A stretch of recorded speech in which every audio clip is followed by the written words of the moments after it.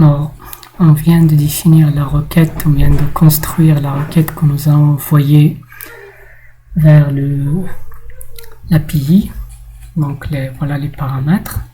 Donc, il faut définir le HTTP rec. Qu'est-ce qu'on va faire? C'est la propriété change. Voilà, point on ready state change. Donc normalement c'est on ready state change là égale à une function. Et bien sûr là dans cette fonction il faut refaire la même chose qu'on a vu avant. Donc voilà, tout simplement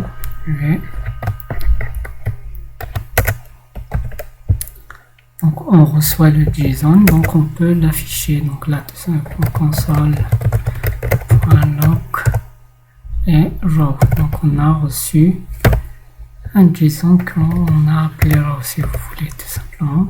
Voilà, je sauvegarde et j'actualise. Voilà, donc là je vais actualiser et voilà, on a un petit problème. Declaration of HTTP rec. Donc on va voir il est où le problème. Ah voilà, on a déjà ici notre objet, donc je peux enlever ça si vous voulez.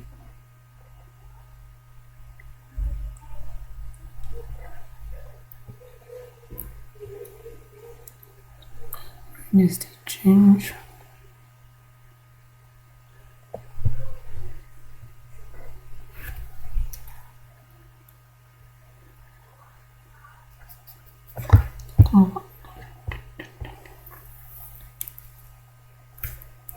Donc je vais revoir le problème ici. Client 6 previously declared. Client 6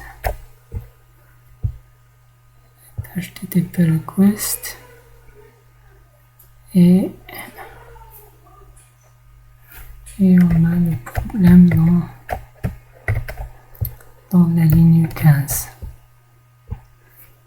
Voilà. Ce qu'on va faire, on va définir celle-là en haut ici, on va l'utiliser comme une variable globale tout simplement. Voilà. Et je vais enlever ça d'ici.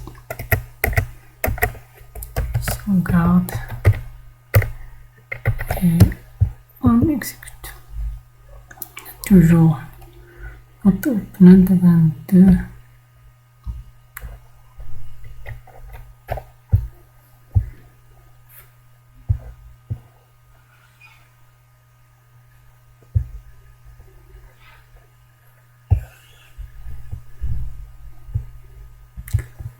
Donc voilà, c'est ici, il faut fermer parenthèse. Je sauvegarde et je teste. Et voilà. Donc je clique.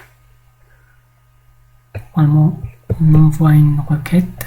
Il faut recevoir une réponse, mais on ne reçoit rien. Tout simplement parce que là, on vient juste de définir. Donc il faut envoyer la requête. HTTP rec. Send. Voilà, je sauvegarde, j'actualise.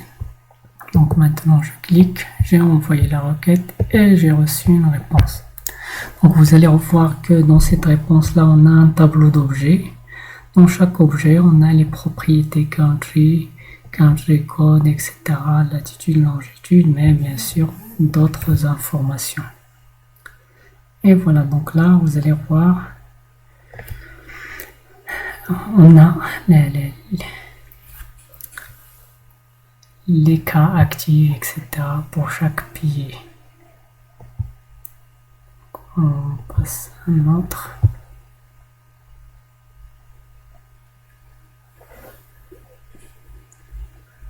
Voilà. Et je cherche il est où le tableau. Donc là, je vais afficher uniquement le premier élément. Donc comme ça.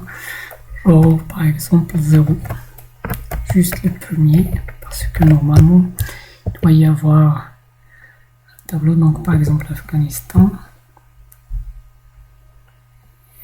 confirme, etc.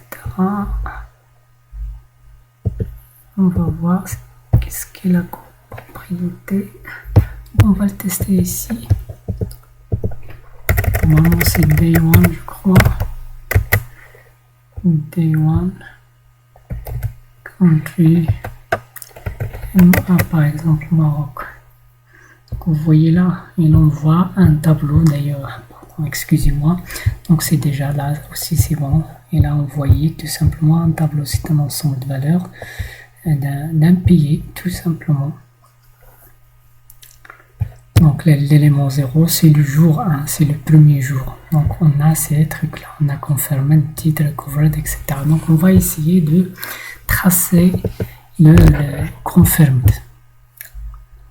Donc vous allez remarquer que là ce tableau là c'est un tableau d'objets. Donc je vais le transformer en un tableau ou bien en 4 tableaux de valeurs d'ailleurs. Donc là confirmed égale row.map. Alors je vais faire maintenant un mapping entre notre élément E, un élément du tableau, et on va renvoyer E.confirmed. Voilà. .confirmed.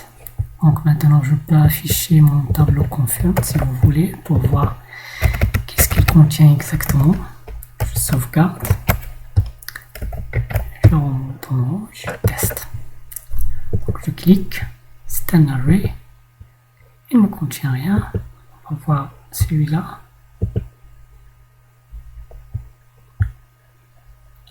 Je vais prendre Algérie par exemple. Voilà. Donc Algérie, il y a des données confirmed. Ça, c'est une série de données de l'Algérie depuis le jour 1 jusqu'au jour 94 ou bien 95. Donc là, c'est 95 éléments.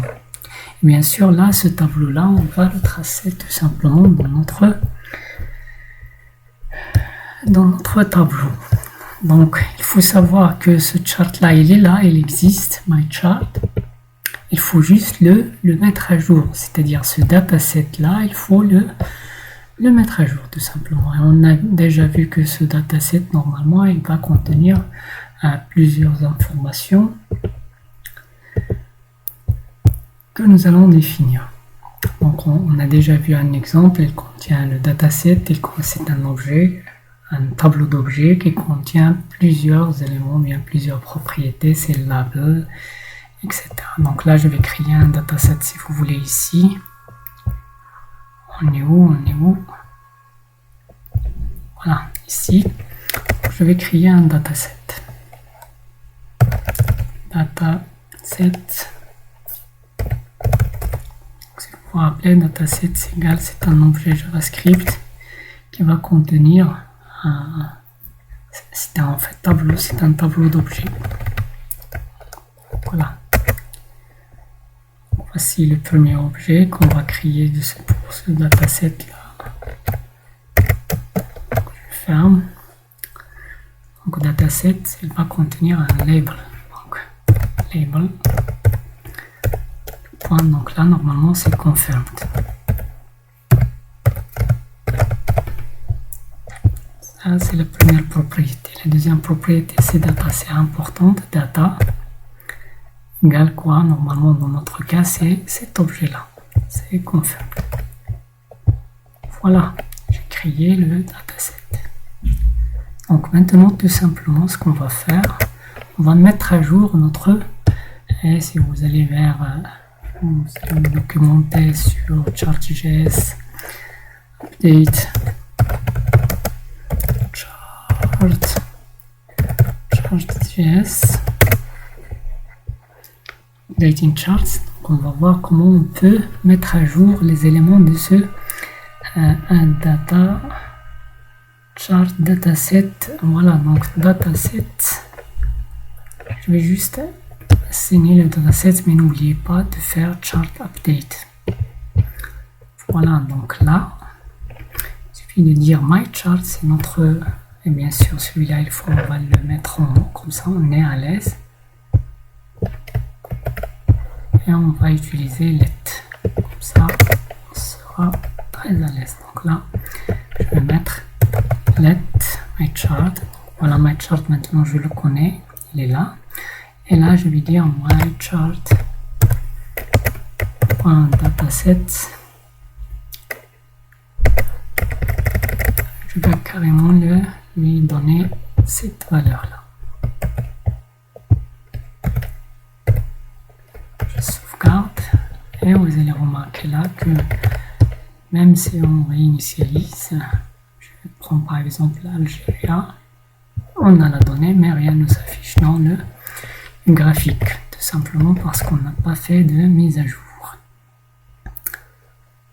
Mais il faut aussi oublier, on a oublié aussi de définir le labels. Normalement labels ce n'est plus ça.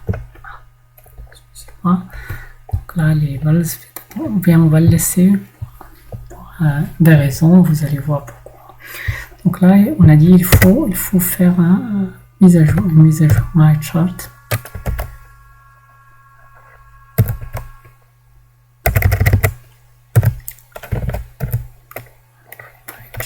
Update. Voilà, je sauvegarde, j'actualise, je clique sur Algérie, ça passe, pourquoi?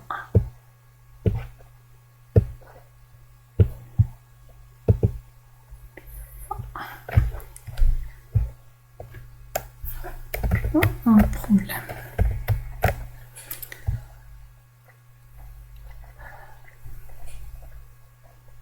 Ah, non. Je vais afficher un dataset. Donc là, comment on fait pour mettre à jour les données data?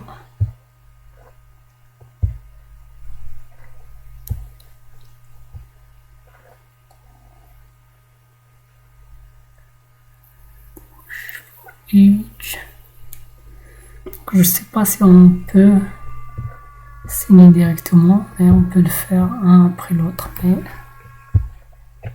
Donc on va faire un truc.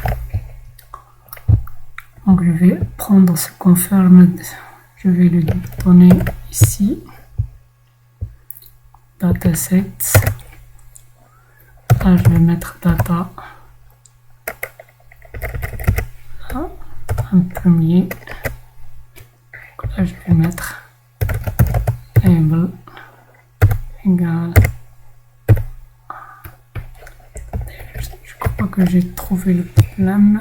Qu'est-ce qu'on a fait ici?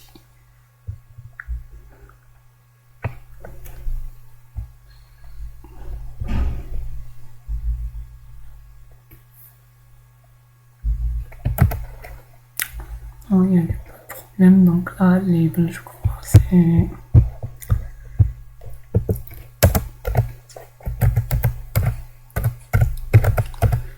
format et data, c'est un tableau vide. Normalement, ça, on va là, je vais enlever ça ici.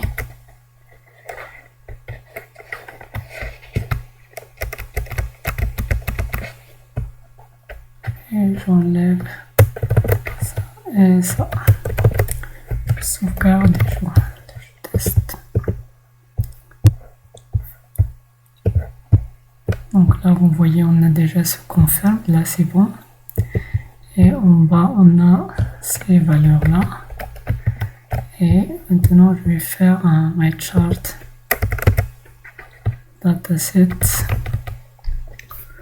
point data. Bien sûr là c'est un dataset 0, c'est le premier élément du dataset. 0 point data égale row. Sauvegarde, j'actualise et on a rien. Donc là je vais voir c'est quoi le problème. Ah, j'ai oublié ici mychart update. Je sauvegarde.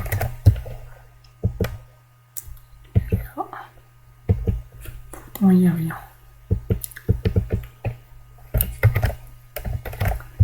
Si on met ici par exemple des valeurs.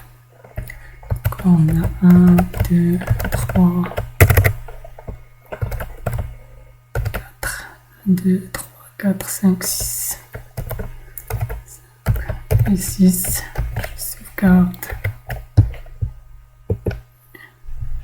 On a bien nos données là.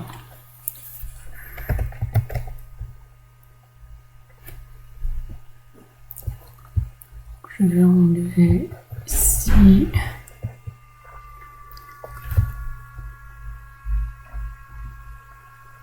Ah, excusez-moi, là j'ai utilisé row. Normalement c'est pas row ce qu'il faut utiliser. Il faut utiliser confirmed. Et voilà. Je m'excuse. Area. Et non, ça marche pas. Return dataset 0.data. Soit confirmed. Donc j'ai bien affiché là confirmed, c'est un tableau. Voilà, on a une erreur ici, mais chart dataset is undefined. Normalement, un chart ou là.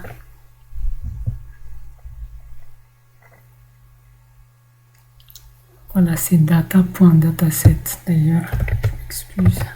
Si vous revenez ici vers le chart, ici normalement on a data, là il y a un problème d'indentation normalement. Pour ça, je le ferme ici et celui-là. Voilà, donc data.dataset. mychart.data. Voilà.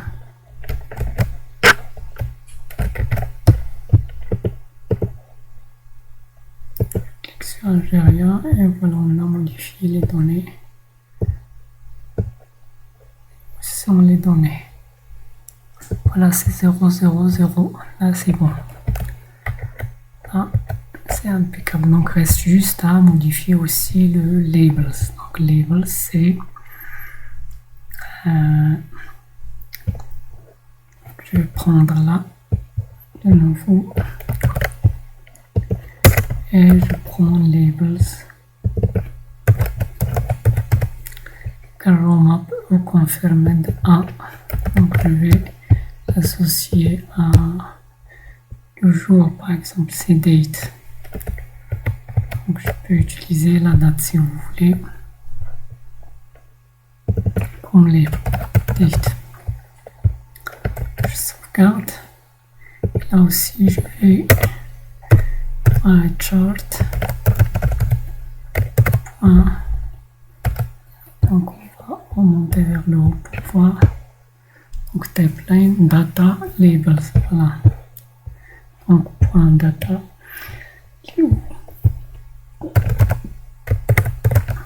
labels égale labels. Je sauvegarde. On actualise. Je clique sur Algérie. Et voilà. On a les données d'Algérie avec les labels, c'est les dates. Bien sûr, on peut modifier la date. On va voir comment dans la prochaine vidéo. Reste à enlever ça. Donc, je vais rendre les choses comme elles étaient avant. J'enlève ça. Je laisse le dataset vide. Je laisse aussi le labels vide. Je sauvegarde. Et c'est ici où je vais créer mon dataset. Voilà. Donc là. Et bien sûr aussi le label. Là aussi. Il est où label? Dataset, là c'est bon. Donc là.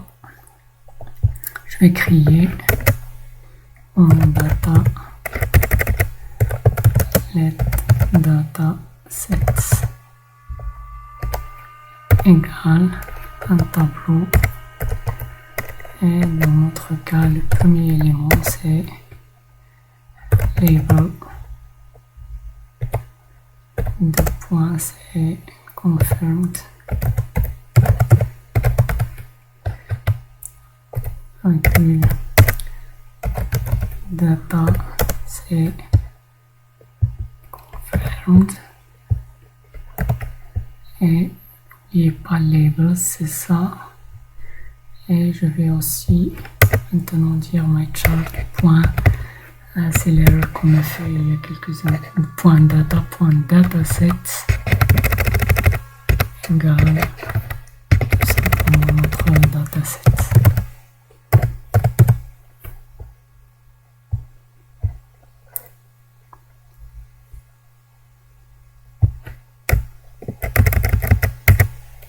Voilà, je sauvegarde. Bon, j'actualise. Il n'y a rien. Je clique et voilà. Donc maintenant, si on veut ajouter l'autre, donc il suffit de faire ça. Fin, confirm de la recovered.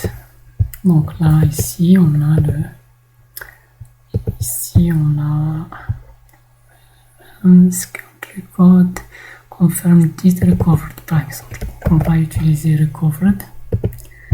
Donc là, recovered avec un R minuscule.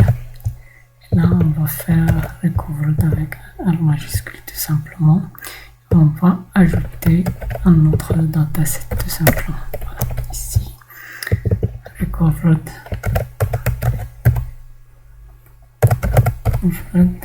Et là, on va mettre notre variable ici.